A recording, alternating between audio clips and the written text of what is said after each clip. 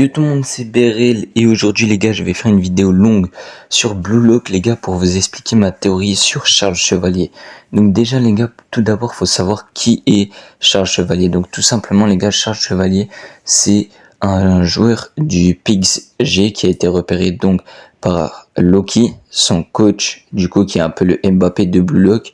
Et Loki, pourquoi il l'a recruté? Parce qu'il avait besoin d'un passeur pour égaler le niveau de Noël Noah en termes de stats. Donc pour marquer autant que lui, il avait besoin d'un passeur de génie.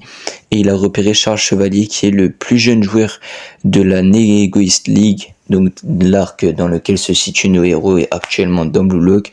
Et c'est vraiment un passeur de génie. Donc les gars, pourquoi ce personnage est si spécial? Parce que tout simplement, comme vous le voyez à l'écran, Charles Chevalier, il a deux métavisions les gars. Et pour moi, cette métavision-là que je vous montre à l'écran est une métavision instinctive. Et je vais donc m'expliquer pourquoi. Les gars, comme vous le voyez, les gars, Charles dit qu'il a pas fait exprès d'envoyer le ballon sur Shidou, les gars. Et on sait que Shidou base tout son jeu sur l'instinct, qui court pour son propre plaisir et qui court au hasard. En fait, cette métavision de Charles, elle s'active d'un coup. Genre, je pense qu'il n'en a pas encore le contrôle et qu'il en est pas totalement conscient. En gros, cette métavision, elle s'active d'un coup dès qu'il désire faire une passe. C'est dès qu'il veut faire une passe, on l'a vu qu'il avait cette métavision-là qui s'enclenchait. Pour moi, cette métavision-là, du coup, de Charles, qui est dit une métavision instinctive, comme on le voit à l'écran déjà, du coup, comme dit, il dit qu'à Shido qu'il n'a pas fait exprès de lui faire la passe et que Shido est la seule personne, du coup, qui a réussi à reprendre sa passe et à la contrôler, etc. Ce qui a amené sur le but de Shido. Et que du coup, bah, Shido, c'est parce qu'il courait à l'instinct, t'as vu. Et en fait, pour moi, Charles, en fait, sa métavision, elle lui permet de voir les zones les plus dangereuses sur le terrain. Et du coup, instinctivement, il envoie le ballon dans la zone la plus dangereuse sur le terrain, enfin dans la zone qui est jugée pour lui la plus dangereuse sur le terrain. Voilà, du coup, ça les gars, c'était pour la partie métavision instinctive de Charles Chevalier. Maintenant, ce qui va compliquer la tâche pour nos héros, donc Isagi, Iori, etc., qui jouent au Bastard, et surtout Iori, du coup, qui est en 1 contre 1 pour le match contre Charles, c'est que Charles est totalement imprévisible. Et pourquoi ça?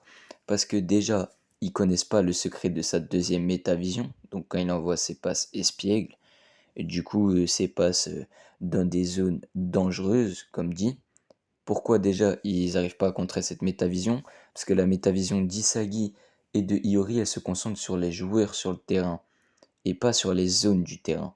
Alors que la métavision de Charles se concentre sur les zones du terrain. Donc une fois qu'Iori aura découvert ça, ok, à ce moment-là, vous- il pourra avoir quelques pourcents de chance d'arrêter Charles. Mais le problème maintenant, c'est que Charles, lui, il a deux métavisions. Et ça va être ça qui va être dur, c'est que Iori va devoir perfectionner sa métavision pour anticiper quelle métavision Charles va utiliser.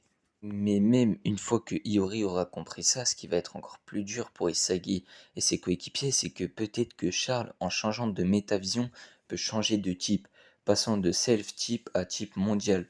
Self-type, c'est-à-dire se concentre plus sur les joueurs et se concentre plus à marquer le but ou à amener le but. Donc, c'est la partie en gros se concentrant plus sur les joueurs, le gardien, etc. pour marquer le but. Et le type mondial, donc comme Isagi et tout, c'est plus genre jouer moins solo et plus collectif en se concentrant sur l'environnement. Genre littéralement manipuler les joueurs de ton équipe pour réussir à marquer un but comme le fait Isagi. Et Charles peut faire les deux. C'est là où c'est terrifiant. Et il ne nous l'a pas encore montré, mais il peut aussi frapper de loin. Car si je vous rappelle, sa fiche de stats en tir, il a quand même 88. Et c'est là, les gars, où Charles est vraiment très dangereux pour le Bastard. Bon, sur ce, j'espère que cette vidéo théorie Blue Lock vous aura plu. Je vais aussi sortir une vidéo théorie Blue Lock sur Kunigami et quel sera son rôle dans le match du Bastard. Voilà, sur ce, c'était BRL. Ciao tout le monde, à la prochaine pour de nouvelles vidéos.